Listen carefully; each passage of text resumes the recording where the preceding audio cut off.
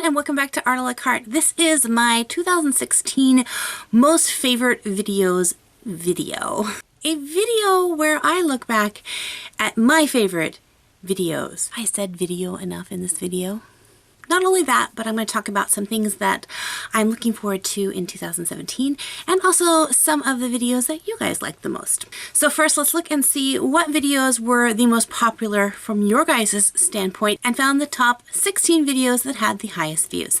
So let's see how many of those videos you guys watched. Number 16, the makeup challenge video. Number 15, Amethys Dragon. Number 17, Alluring Darkness collab with Catwalk. Number 13, cheap marker paint. Number 12, the New Year haul. Number 11, 3 marker challenge. Number 10, the Copic tour collection. Number 9, looking at pro markers. Number 8, Copic sketchbook tour. Number 7, watch me doodle 25 flowers. Number 6, 4 things I wish I knew about Copic markers. Number 5, tips for beginner Copic buyers. Number 4, I survived Inktober sketchbook tour. Number 3, a sketchbook tour. Number 2, comparing cheap color pencils. And number 1, cheap marker destruction. So those were the videos that were the most watched in 2016. So now let's look at the top 16 videos that were my favorite this year. The way I chose these videos is I picked ones that either I enjoyed creating the art that was in them, that had a special memory connected to the video, or that I just really enjoy watching it over and over and over again. So coming in at number 16 is the coloring page, The Red Queen. The reason I chose this video was that in 2016, I gave myself the challenge to create a new color page every single month. And technically, this was the first one that I did for that year. I had one that I premiered in January, but I'd actually drawn it a month before. So this was the first one that I had created in that new year. And it was a fun coloring page to do. I enjoyed coloring it as well as drawing it. Number 15, the calendar video. It wasn't a really technical how to draw tutorial video. I was just announcing that I was going to be selling calendars, but it's a video that really had a surprising result. When I decided to create these calendars, I put a goal of selling 20 calendars. If I could sell 20 calendars, I would consider this a success. Let's just say it was way more than 20 calendars that I ended up selling. So if you purchase a calendar, thank you so much for doing that. And I never did actually officially release a hashtag for the calendars. I'll be doing that in probably on Monday's video. I'm going to be doing the first challenge for the calendar on Monday.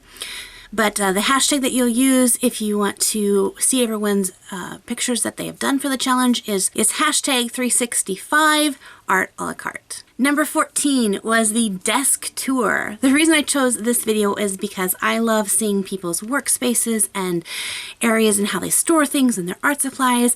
I rarely record art studio tours for myself just because my studio is rarely presentable. It's more like you take your life in your own hands when you step into my studio because there's just so much art stuff everywhere. Number 13 was I love this art supply. I love it when I discover an art supply that I never knew existed, and so this video was one of them. It was a pleasant surprise to find this product, and I love working with it just because it's crazy and wild and hard to control, and the results are always really fun and bright and colorful. So if you're curious as to what the art supply is, definitely check out that video. Number 12, the 7-day art challenge videos. This is actually a group of 7 videos, and I couldn't choose one of the 7 videos that I liked more than others, but it was a week challenge that I gave myself to produce and upload a video every day for 7 days. Now the catch is the day before video is one that you guys would suggest the content for the next day's video. So I would take the most popularly requested comments and then I would create a video based on that. So it was a lot of work. I couldn't pre-record these, so I was drawing in the morning, editing, voicing, and uploading in the evening, and starting all over again the next day. So a good challenge, but a lot of fun. Number 11, Jelly Made. I love this picture. This was a piece that I did with Copic markers and I really, really loved it. And it's kind of a sad piece for me because I've never been able to get a print made of it that I really like, that gets the true colors in there. I'm still trying, but I have tried so many different options to get that have not turned out. So it's always kind of sad, but I love the video and I love the piece. Number 10, the final Drawing Digitally 101 video, which was a live stream. And I've had a lot of different live streams, but this was the one that really began to spur in my mind that I wanted to move my live streams from digital to traditional. Up to this point, I could only live stream if I was digital drawing because I didn't have the equipment needed to do it for traditional art.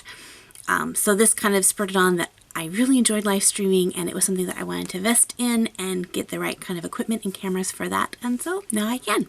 Number 9 was the very first YouTube Artist Collective piece that I was in, which I did a piece called Nevermore, which I had fun doing this piece, but really it was just the excitement of being part of this group. And I'm pretty sure each one of the members of the YouTube Artist Collective can agree that that first moment when you're accepted into the group is so like exciting and scary, and you just feel like you're swimming with all the big fish, and that's the way I felt when I was doing this piece for the first time. And I really enjoy this group of artists. I've made some really good close friendships in this. I love how we can just visit and talk and encourage each other, so they're such fun people. And if you haven't checked out the other artists in the YouTube Artist Collective, definitely check out these videos. Number 8, redrawing a 20-year-old drawing.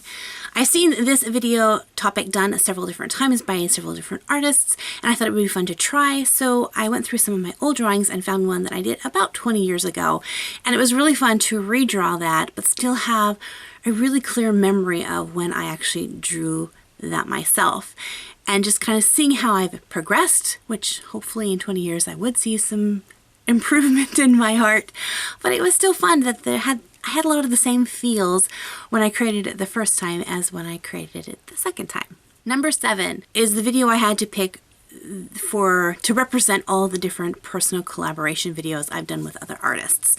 I wanted, and at first when I was making my list, I had all of them on the list, and then I had no room for any other videos, so I had to pick one that would kind of represent them all. So I chose the one where I created Alluring Darkness, just because I really pushed myself with this piece to create something that I hadn't done before, kind of a style I hadn't done before, a color palette I hadn't done before, and some techniques and elements in the picture that I hadn't done before. So it was really challenging, and I wasn't sure if I was going to be able to pull it off, but I really like how it turned out, and I love collabs. Little hint, there will definitely be many more collabs coming up in 2017. Number 6. So it's a vlog I made when I went to California for VidCon and headed to Disneyland, and I got to meet and hang out with the amazing and wonderful and super sweet Bailey J. And if by any strange chance you don't know who Bailey J is, definitely go over and check out her channel. She's amazing. She has daily vlogs, and she is a super fun person to hang out in real life. Number 5 is the Copic tour, where I listed and swatched every single one of my Copic markers. And though I have this video really isn't that old, but I will tell you it is already out of date.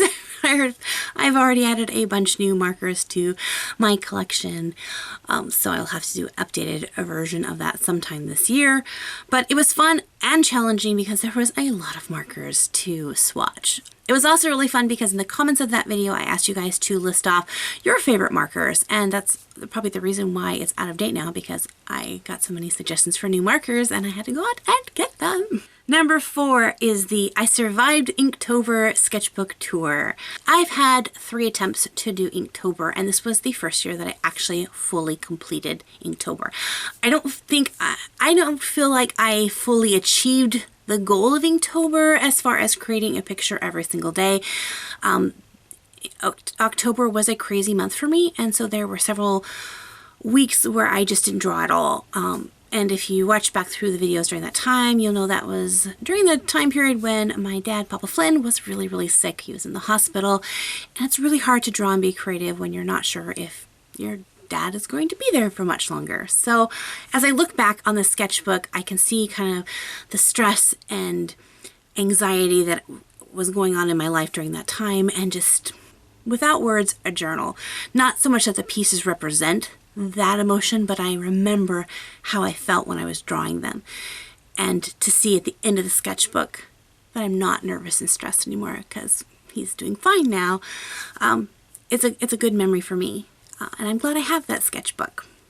Number 3, Copics Sketchbook Tour. I've been using Copics for about 1.5 years now, and when I purchased the Copics, I also purchased a Copics sketchbook, and that was a sketchbook that I practiced and got to know how to use this medium. And so I just filled it up with all sorts of sketches, and it was really fun. It's a really fun sketchbook because I didn't really care about what content it was. It didn't have like a specific, like I had to draw this only.